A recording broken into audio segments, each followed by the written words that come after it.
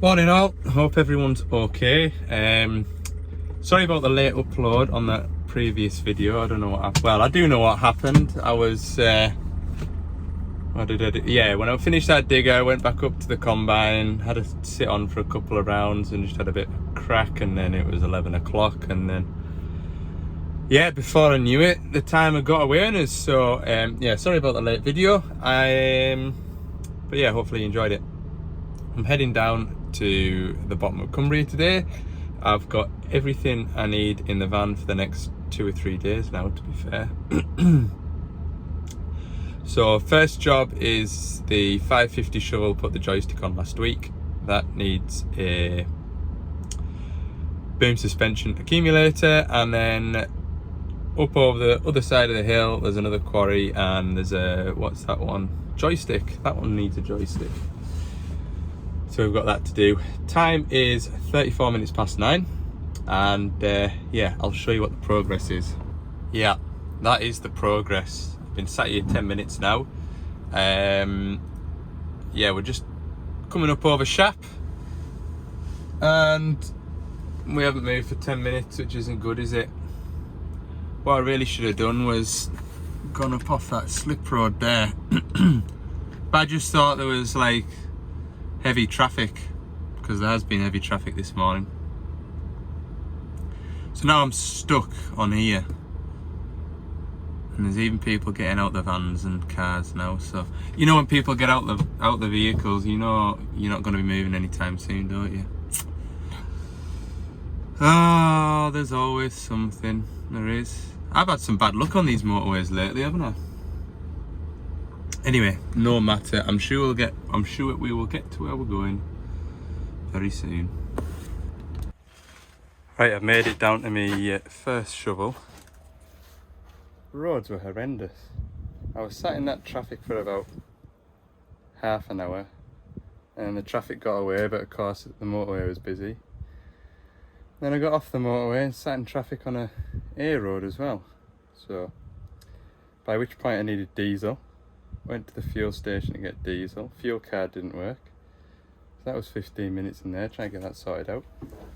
So yeah, it's after 11 o'clock now, which is a pain, because could have done with having the worst part of this job over with. But anyway, got my accumulator, and on this 550 shovel, just there, but I'll have to take the front plate off to get the pipe, to pull the pipe off, but it shouldn't be too bad, I don't think. If you've watched all my videos, when I did that 350 shovel in that sand quarry, the clamps that hold the accumulator on, what I should have done was left the clamps on the machine and just slid the new accumulator in, because what I had to then do was try and line up 4 bolt holes with a heavy accumulator at arm's length, and it was a bit of a pain. So I've learnt that lesson. I'll just slacken the clamps, pull the accumulator out, put the new one in. So that's what I'm going to do today. And then with a joystick to, like I say, nip over the hill and do, but we'll crack on with this for the time being. Plenty warm enough anyway. So that's the new versus the old. I'll take those clamps off that. Like I said, those clamps aren't set in the right position, and it's a pig to try and get it properly lined up again. So I've left the old clamps on. There's nothing wrong with them, and then I can just slide the new one straight in. But I'll tell you, that old one, there was some weight in that old one because it's full of oil. There was some weight in it. Now my challenge is to get that fitting out of there and onto there. So that's the next challenge, but no, I'm not complaining. It's not taken as long as I thought it would. I've only been at it 15 minutes or so now. So I'll get the stuff swapped over and we'll be flying it. Oh, that was way easier. I should have done that when I was doing the 350. that just slid straight in there. So now all I need to do is orientate it correctly, put the big pipe on, nip the clamps down and test it out. Probably a good one. That was much more straightforward than the last time I put one of these on. So yeah, happy days. Happy days. Right, I'll actually, what I need to do is nip the clamps up, tighten that fitting, because it's an orientational fitting. Show you. You set the orientation of that 90-degree fitting to there, and then lock that nut off, and that holds it in the correct position. If I try and lock that nut off at the minute, the whole thing's going to spin. I should be able to nip it down in there. I suppose I could have put it in the vise in the van, but might have to do that yet. We'll see. We'll see. At least it's easy enough to pull in and out of the machine. I wouldn't like to have had to have taken that other one off. And that 350 again. Right, I'll nip these clamps. Oh yeah. So that seems to be all good. I'll set the speed back up. Oh, you can tell it's working. Definitely. Right, that's a good job, well done. What I'll do then is I'll go back into the dash. Come on, it's lunchtime, it's lunchtime. And then go to vehicle speed setting, LIS, hit there.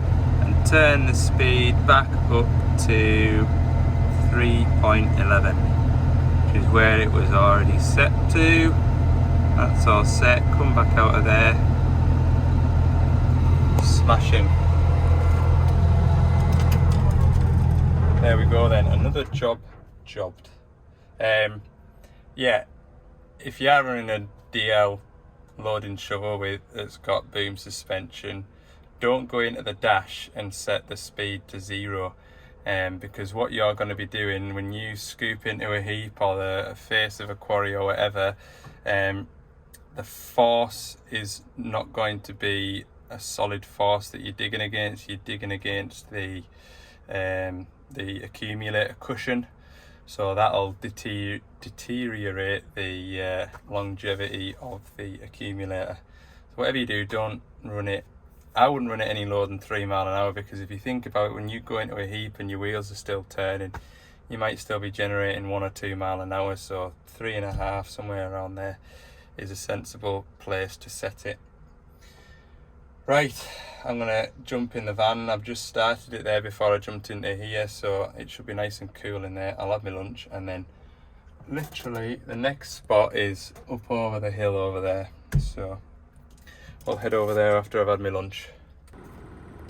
Just coming up over the back of this hill there, and I thought I'd get a good view up here. And yeah, I've not been disappointed. Look at that. Absolutely tremendous. Down over the back of there will be Morecambe Bay. Absolutely tremendous. Definitely one of the perks of the job is being out and about.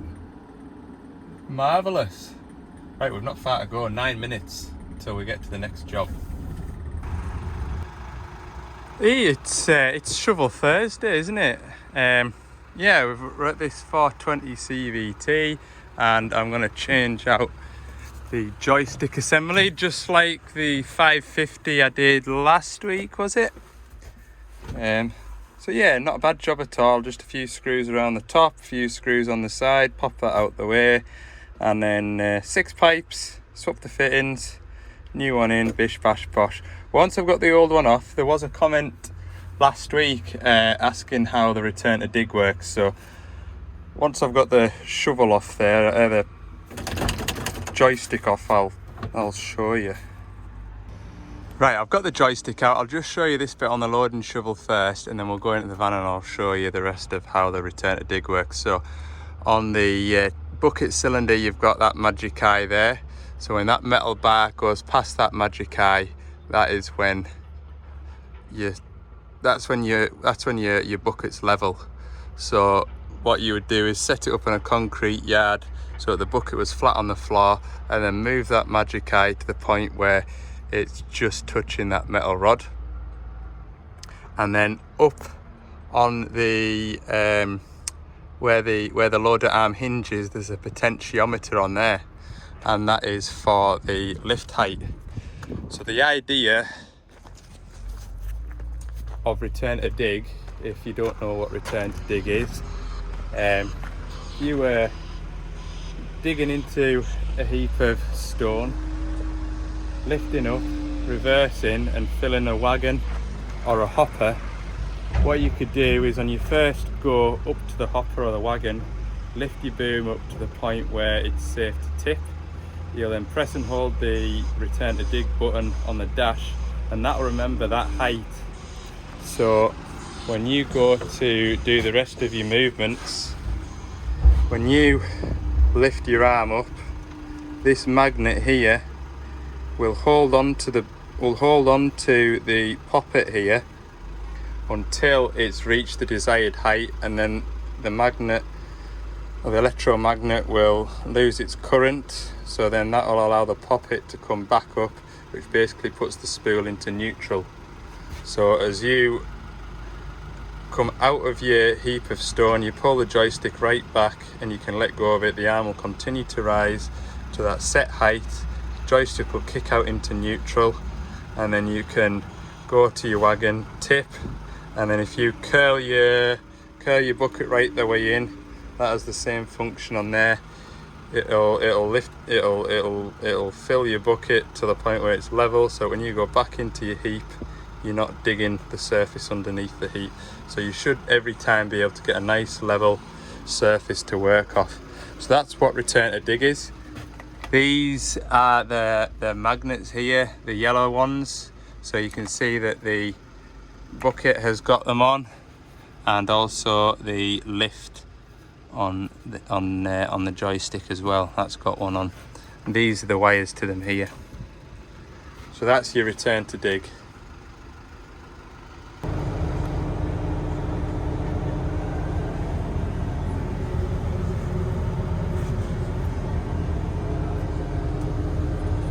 We've had some views today, haven't we? My word, and some shovels. Right, that's the new joystick fade.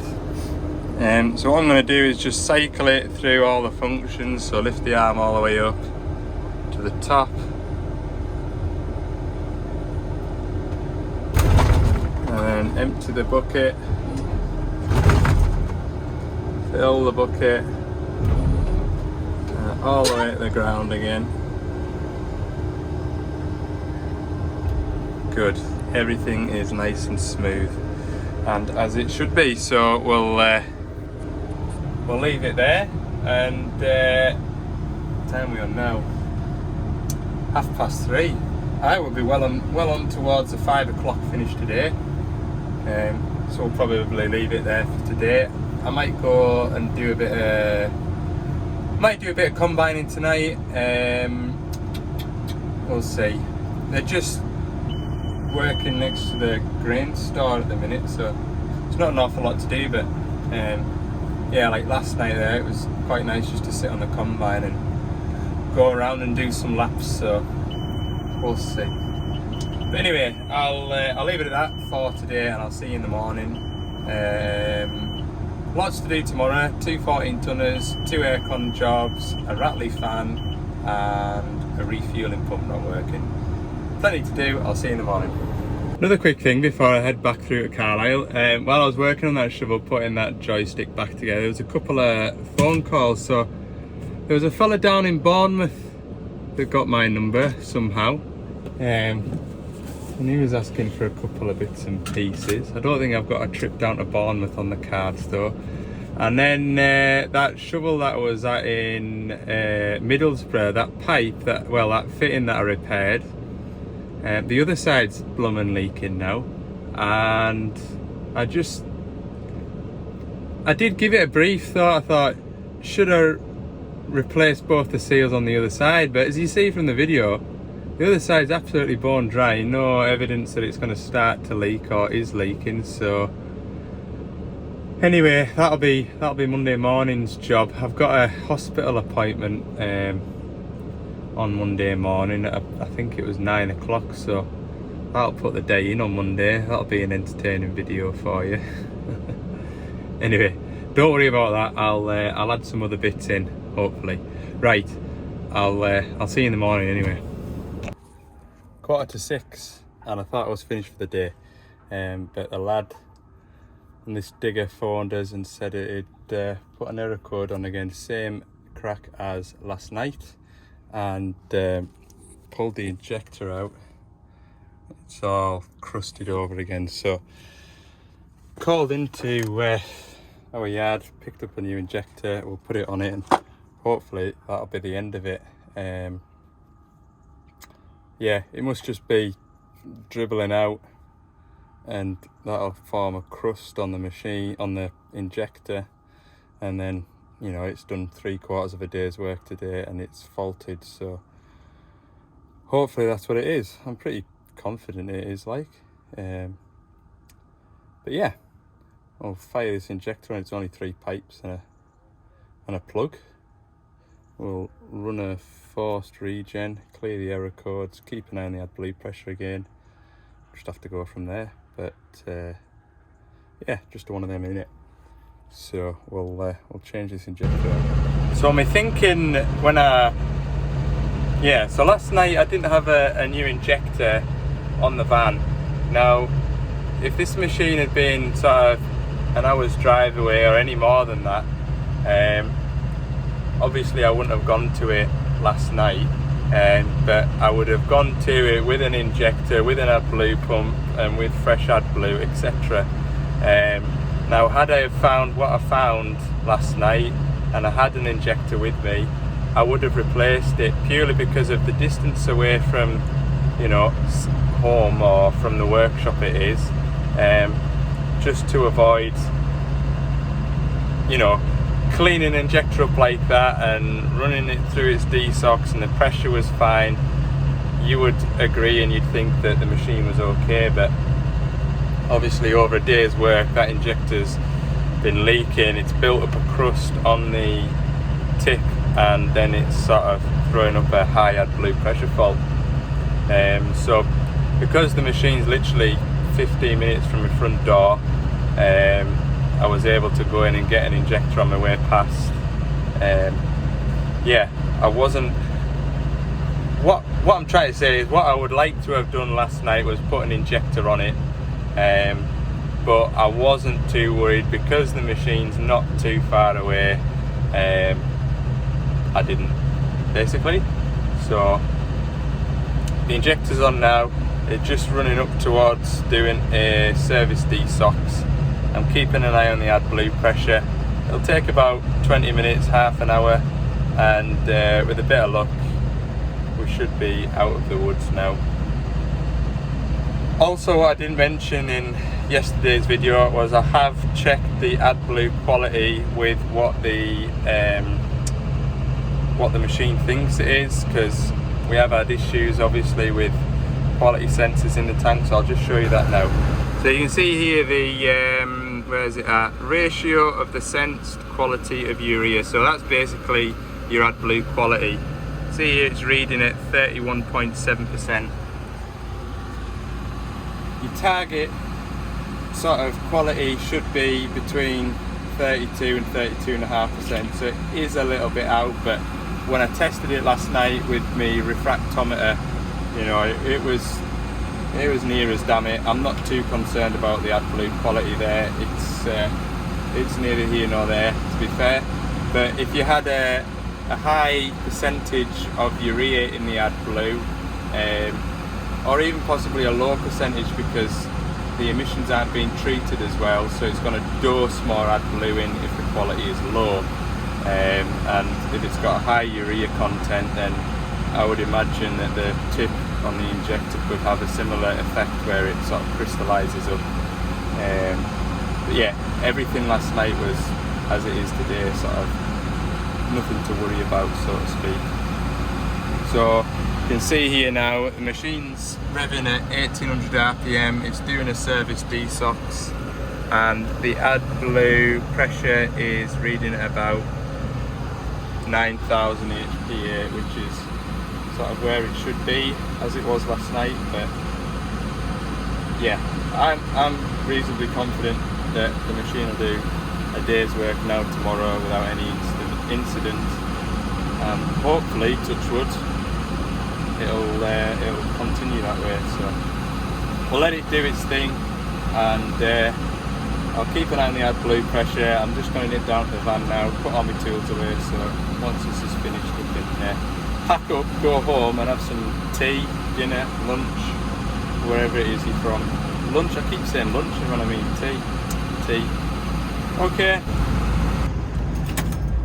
So everything seems to be as it should be, and just have to put it back to work, see how it goes. Better grab my van keys. Keep my bunch of keys on my van keys, because I once learnt a lesson. I had a really good collection of machine keys, and I left my machine keys in the machine and they were never to be seen again. And yeah, from that day on I put my machine keys on my van keys, so that I can't physically drive off without them. Little lessons you learn, isn't it? Right, I am starving hungry now, so I'm gonna go home, have something to eat, and yeah, I'll maybe go out and see the combine tonight, just because why waste a nice evening sat inside watching telly. So on Thursday evening I'm just walking down the field to go and get that tractor and trailer and go and tip it. This field, oh well, there's 2 or 3 wheat fields that we've got, and it would have been oilseed rape last year. And what we did last year was we jokered it and then put the wheat in with like a direct drill, and you can still see last year's stalks of the oilseed rape rotting down. So that's why we were sort of chopping or topping the oilseed rape stubble on the weekend there, just to try and smash it down a bit, see if it made any difference for next year. So it's all an experiment until, I can't remember whether it was, yeah, so 2 years ago would be the first season that we min-tilled, and that was just oilseed rape straight into barley stubble, and then that oilseed rape was taken off and we just jokered and direct drilled this wheat that we're in now. So yeah, until 2 years ago everything was ploughed and drilled with a combination drill. But no, this is what I find this interesting. The wheat that they were cutting last night, which had been direct drilled, was a bit thin and patchy in places, but there's some cows got on it in July. Someone had been through a gate and left it open, the cows got into the wheat, so the cows had stomped through it and created patches in the crop, and then the pigeons and whatever else had sort of somewhere to land then, and they kind of did the damage. So this field was untouched, and I'll go and see the combine driver in a bit and see how this field's doing. I find it quite interesting anyway. I think in another life I would have maybe done agronomy or something along those lines. Anyway, Right, I'll take this. Oh, we're on the old 140. I'll show you around the old 140. So back when I started doing bits and pieces for these guys, this would be the big tractor, and it's on an 05 plate. I think it's 7,000 hours ish. Have a look now. It's a beepy thing. Yeah, 7,746. But it's been a really good tractor. Other than the air conditioning, I mean, it's a bit like an asthmatic mouse blowing fresh air on you, how I would describe it. But other than that, yeah, as far as I know, there haven't been any major mechanical issues with it. Yeah, it's not too bad. It's not too bad. So you've six gears on the gear stick, and then you can use that or the buttons on the gear stick to. You've got 4 splitters, forward reverse shuttle on there, 4 spools. I quite like this in the Deutz-Fahrs, and I don't think I've seen it on any other tractors. It's the spools you can, for 1 and 2 you've got it that way and that way, and 2 normal ones. Anyway, right, we'll take this up to the grain store. Right, I know the windows are dirty and dusty, but what an evening. I would much rather be sat watching a combine go up and down the field with not an awful lot to do than sat in the house on an evening like tonight watching telly. It's just good for you, isn't it? It's just good for you. Right, we'll slowly go down to the field.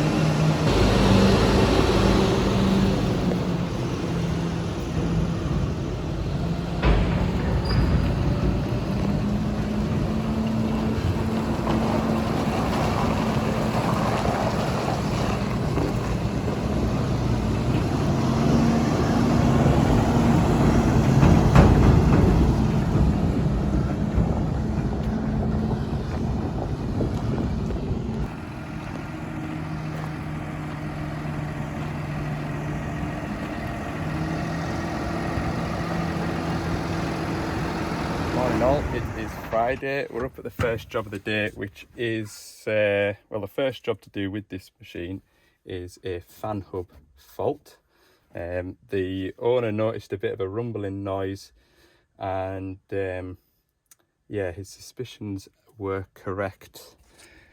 The fan hub bearing has started to give way, so this part here is the bearing, and the clutch assembly and the fan all mount off it. And yeah, when the bearing goes, it's sort of a rumbling noise at low idle, and it sounds as though there's like a plastic tray chattering away on the machine. So anyway, I've got one in the van. We'll change that out. There's also a refueling pump to change, and I think what else it was. I just wants the aircon checked as well, because it's not just as cold as it maybe should be, I think, from what I've gathered. So I'll grab my fan hub, and we'll that engine bay is warm, like engine bay is really warm.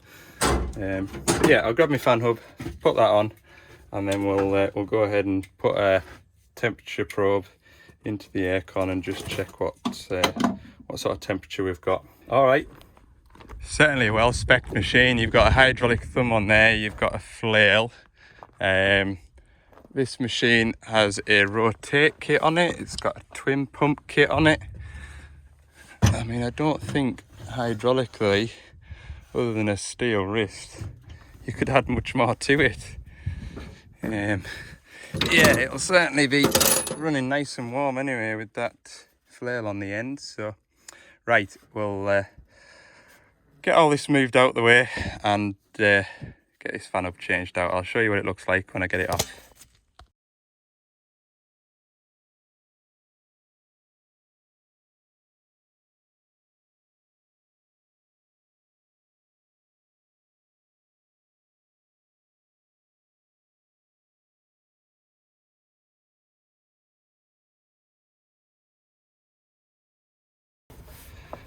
That's the new, oh, you can't see for that plug, hang on. That's the new bearing assembly on. The biggest fight when you put in it back together is you've got the weight of the fan clutch, the fan. The pulley is separate to the fan assembly. So you get the fan on, the pulley on, and then you've got to line the shaft with the pulley with the fan, and it is a bit awkward, but what I find works well is I put the pulley on and run a threaded bar through it, and then slide the threaded bar through the clutch assembly, and then just unscrew the threaded bar, and I know everything's lined up. So that saves a bit of messing around, because sometimes it could take a bit of fiddling about, but that's all back together now. The belt tension is back on, and yeah, that should be ready to go. I'll show you the old one. You can see by the amount of rust and dust that the bearings are on the way. You can hear it's loose, and it's just the two bearings in here, and you could strip the bearings out of it, go and get some bearings, and then come back and press some new bearings in, but it's just downtime, isn't it, when you're on jobs like this? So I've got a new assembly.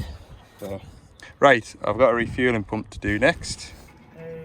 Hi, 12:15, and that is the new refueling pump down there replaced. The old one was still pumping, it was just getting a bit noisy, and the customer was just concerned it was going to pack in, and yeah, we don't want to run out of diesel on the job and not have a new pump on, so that's done while I'm here. All that's left to do now is I'll run the machine with the door shut for 7 minutes, I think it is, and that should be, so you run the machine for 7 minutes, and that's how long it takes for the climate control or should be how long the climate control takes to bring the machine down to the temperature set on the dash. So yeah, we'll just check everything out on the air conditioning, and I can get on to my next job. So I could tell the air conditioning isn't working without even looking at that, to be fair. The air in here is quite damp, to be honest with you.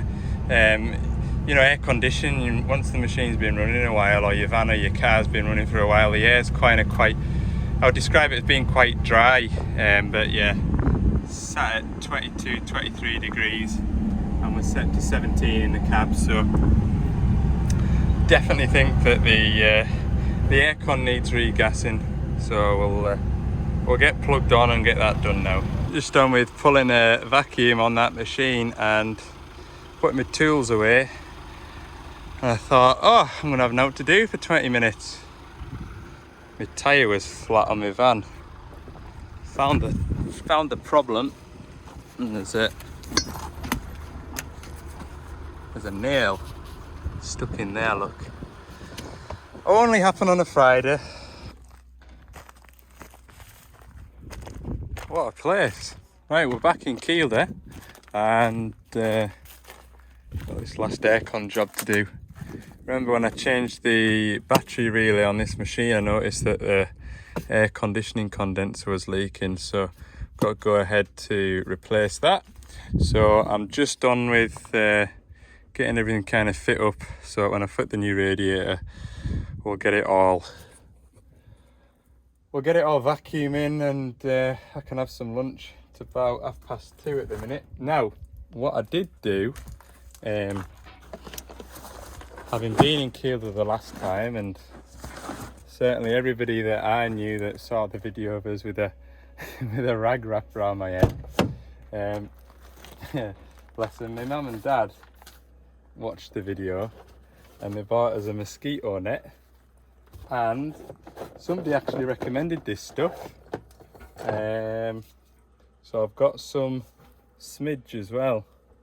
So I was gonna get myself all covered in this stuff and put my mosquito net on, but I've been out and about now for the last 10 minutes or so, and we're all right. So right, yeah, we'll pull this radiator off. There is a couple of bits on here where it's been damaged, but round where the actual leak is, it's actually undamaged. So, and I say damaged, it just seems to be the fins that have been knocked, whether, I don't know what would have caused that, to be fair. Quite often on these forestry machines, they have like canes, like garden canes with little flags on, and whether it's plotting out where the V ditch drain should go, or what they'll do is they'll plot out I can't remember how many square meter radius it is, or how many meter radius it is, but you have to have so many mounds within a so many square meter radius. So they'll maybe, but anyway, what I'm trying to say is perhaps maybe they've had the canes stored in here and that's what sort of just caught these fins. But anyway, I'm going to pull this radiator off. I've got my new one in the box down there, get it changed out and get the machine vacuuming. That'll be the last job of the day, hopefully. So we should get a decent finish today. Right, that's the new radiator on, and yeah, we'll just pull a vacuum now for 30-40 minutes and put some fresh gas back in it.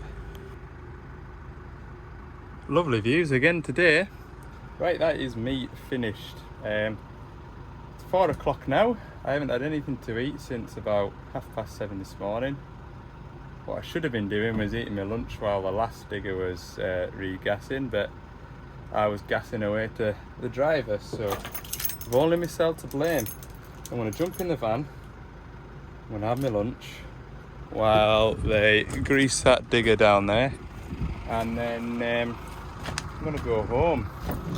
So, thanks very much for watching, and don't forget, if you haven't already, and I'm sure there's somebody that hasn't, hit the subscribe button for more bits and pieces throughout the week.